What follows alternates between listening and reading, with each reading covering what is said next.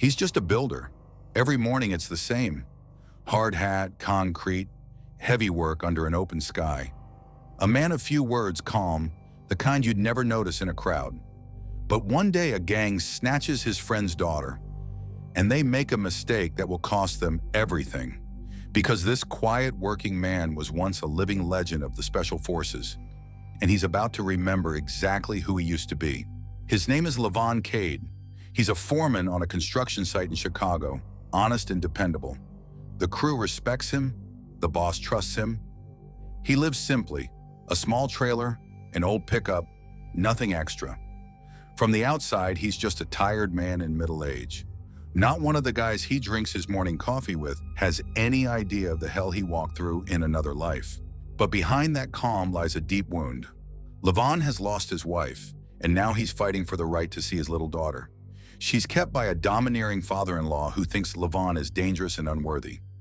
Every visit is a few stolen minutes on someone else's porch. He'll do anything to bring her home, and it's that very love that will later become his strength and his weakness. In the rare free hours he has, he drives out to see his daughter. They sit in his pickup, eating ice cream, and for those few short minutes, he's simply a father again, not the shadow of his past. She asks when they'll finally live together. He promises soon, and in that promise lies the whole meaning of his life. For those eyes, he'd endure anything. His boss is Joe Garcia, the owner of the construction company, a good man who once gave Levon a job and a second chance. No questions asked. They've become almost family. Joe, his wife, and their daughter take Levon in like one of their own. Invite him to dinner, trust him, care about him. For a lonely man like Levon, that house has become the only warm place left on earth. Joe's daughter is Jenny, smart, kind, her whole life ahead of her. Levon treats her like a little sister he wants to protect. She laughs, she makes plans, she lives carefree, just as she should at her age. No one in this happy family suspects that her carefree world is about to end in one terrible night, and that the Garcia family will come crashing down in a matter of hours. An ordinary evening, Jenny and a friend head to a trendy nightclub. Music, lights, the buzz of the big city. But behind the glamorous front of that place hides a trap. Someone quietly slips something into her glass. Her head starts to spin, her legs give way, and then unfamiliar hands are already leading her toward the back exit, where a car is waiting. By morning, Jenny has vanished without a trace. At home, the panic begins. Joe and his wife call the hospitals, their friends. The police, silence. And the police just shrug. We'll take a report, sit tight. To them, she's just one more missing girl in a huge city. But her parents feel it. Time is working against them. Every hour of delay shrinks the odds. And somewhere deep in that fear, a desperate last hope is born. Behind the scenes, a cold, soulless machine is already at work. Jenny is no random victim. She was chosen, tracked, and taken by professionals who see living people as nothing but merchandise. She's driven to a hidden place where other frightened girls are being prepped for sale. Everything is worked out to the smallest detail. The routes, the papers, the buyers. And in this system, one missing person means absolutely nothing. Joe comes to Levon. Over the years of their friendship, he's noticed things. The way his foreman moves, the way he carries himself, that dead calm look in his eyes in dangerous moments. Joe doesn't know the details, but he can feel it. This man is no ordinary builder, and he begs him. You were a soldier, find my daughter. The police won't save her. Please. Levon hesitates. He has buried the man he used to be 100 times over. He swore he would never pick up a weapon again, that he'd left violence in the past for his daughter's sake. But in front of him are the eyes of a father broken by grief, the family that took him in, and he realizes if he doesn't go, no one will save Jenny. So he says yes, because Levon Cade is not who people take him for. Behind this builder lie years in the elite Marine Special Forces, secret operations, war in the hottest corners of the planet. He knows how to find people who don't want to be found. He knows how to make anyone talk. And he knows how to kill fast, quiet, without hesitation. The beast he put to sleep is opening its eyes again. In his day, even hardened fighters spoke his name in a whisper. He carried out missions no one is allowed to talk about and survived where no one else did.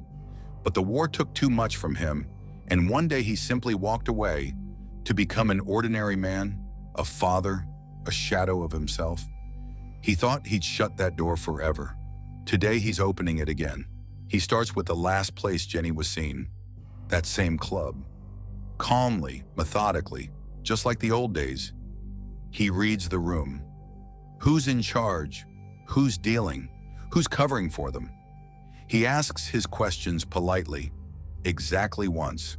And when the answer is a smirk and a threat, the mask falls away. The club's security learns the hard way that they've tangled with the wrong man entirely. The very first thread leads him into a world ordinary people don't even know exists.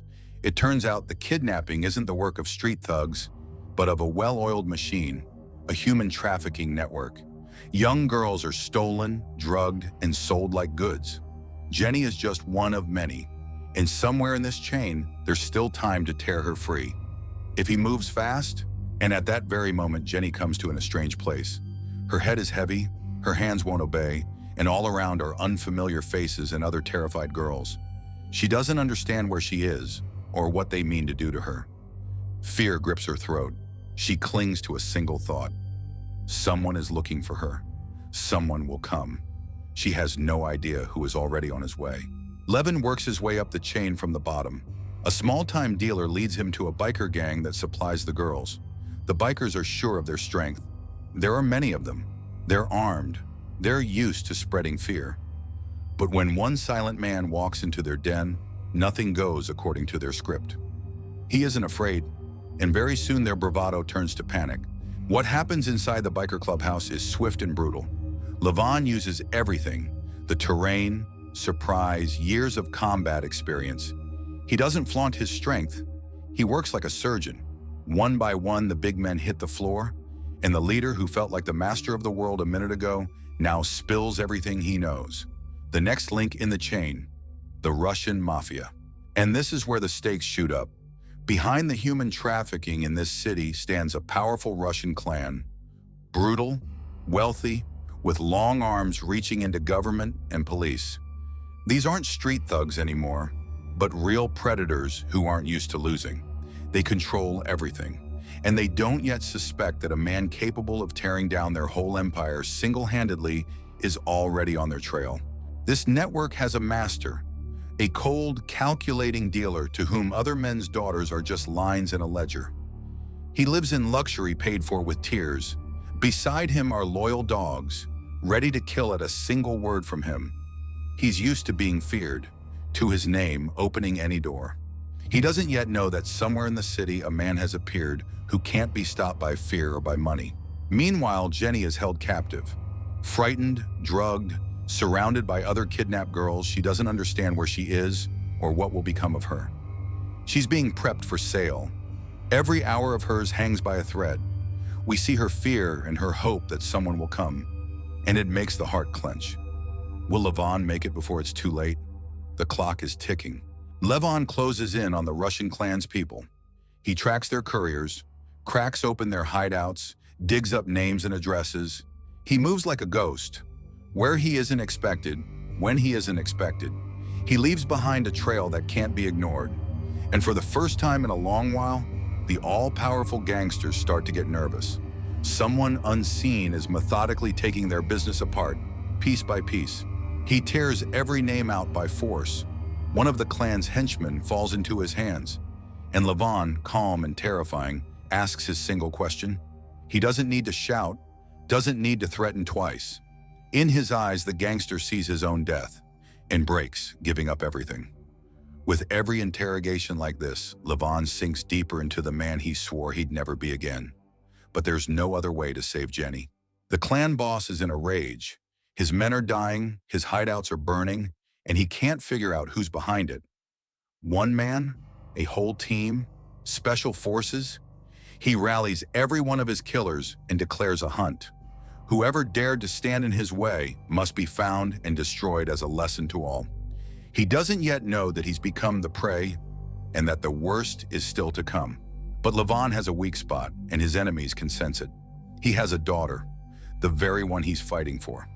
If the gang gets to her, they'll have the leverage to break even a man like him. And that thought drives Levon forward even faster. He has to finish this before his past can reach the one thing most precious he has left. In this war, Levon has one ally, an old comrade in arms, a man from his former life who knows who Levon really was. He can't fight himself anymore, but he has the contacts, the weapons, and the cold calculation. He becomes Levon's eyes and ears. Together they build a map of the enemy network to strike straight at its heart. This friend once fought shoulder to shoulder with Levon and paid for the war with his health. Now he lives in the shadows, but he's lost none of his edge or his loyalty. He's the only one who sees the real Levon and doesn't judge him for what he's being forced to become again. He only quietly reminds him, don't lose yourself completely while you walk through this hell. Every interrogation brings Levon closer to Jenny.